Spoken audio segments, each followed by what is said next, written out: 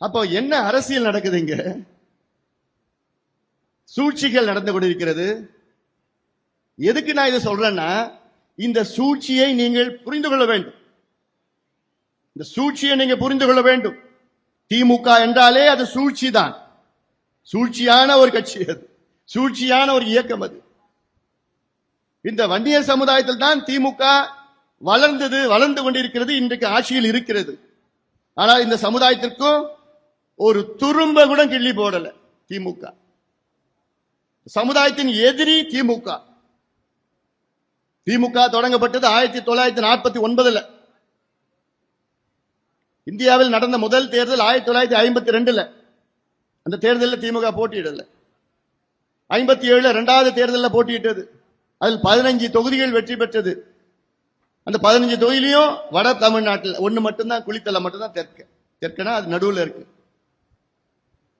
62 50 தொகுதியில் வெற்றி பெற்றது. அதுல 45 தொகுதிகள் நம்ம வட தமிழ்நாட்டில் வன்னியர் தொகுதிகள்.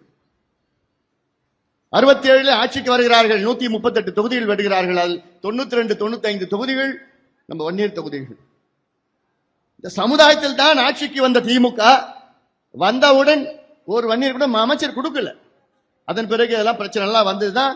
அப்புறம் தான் ஏஜி கொடுத்தாங்க, கோவிந்தசாமி அவர்கள். ஏஜி சம்பத்தோட அப்பா விவசாயத்துறை கொடுத்தாங்க.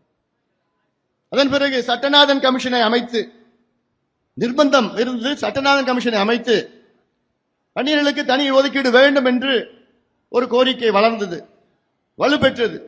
சட்டநாதன் கமிஷன் அமைச்சது திமுக தான். ஆனா சட்டநாதன் கமிஷன் அப்போ பரிந்துரை கொடுத்தது என்னன்னு, 1970 வன்னியர்களுக்கு தனி ஒதுக்கீடு கொடுங்கன்னு சட்டநாதன் கமிஷன் பரிந்துரை அப்போ. ஆனா அதெல்லாம் குப்பையில தூக்கி போட்டுட்டார் கலைஞர். அதன் பிறகு எம்ஜிஆர் ஆட்சியில் வந்து 84 அம்பாசங்கர் கமிஷன் அமைத்தது. அம்பாசங்கர் கமிஷன் அமைத்து அதுலயும் வன்னியர்களுக்கு தனி ஒதுக்கீடு கொடுக்கணும்னு சொன்னாங்க, அதையும் தூக்கி போட்டுட்டாங்க. அதன் பிறகுதான் நம்முடைய இனமான காவலர் சமூக நீதி போராளி மருத்துவர் ஐயா அவர்கள் மிகப்பெரிய ஒரு போராட்டத்தை நடத்தினார். ஒரு வாரம் சாலை மறியல் போராட்டம். ஒரே நாள் 21 உயிர்களை நாம் இழந்தோம். அந்த ஒரு போராட்டத்தில் 25 உயிர்களை நாம் இழந்தோம் ஒரு வாரத்தில். அதன் பிறகுதான் மீண்டும் கலைஞர் அவர்கள் 89 ஆட்சிக்கு வந்தவுடன் ஐயா அவர்கள் சொன்னார், அதை போன்ற இன்னொரு போராட்டத்தை நான் தொடங்க இருக்கின்றேன் என்று சொன்னவுடன் கலைஞர் பயந்து போய் தான் எம்பிசின்னு ஒன்று உருவாக்கினார். அதுல எத்தனை பேரை போட்டாரு? 108 பேரை சேர்த்து போட்டு விட்டார். அதுக்கு முந்தின நாள் வரைக்கும் நான் தனியா கொடுக்குறேன்னு சொன்ன கலைஞர் அடுத்த நாள் 108 பேரை சேர்த்து உள்ள போட்டார். நம்ம பிள்ளைங்க போட்டியிட முடியுமா அவங்க கூட? இல்ல, முடியல.